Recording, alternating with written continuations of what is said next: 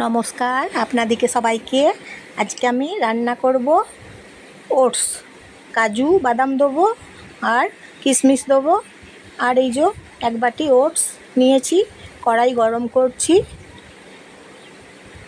সর্ষের তেল দিচ্ছি কড়াইয়ে, ওটসগুলো কড়াইয়ে ছেড়ে দিচ্ছি, নেড়ে চেড়ে নিচ্ছি।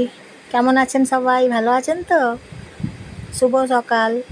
তারপর নুন দিচ্ছি।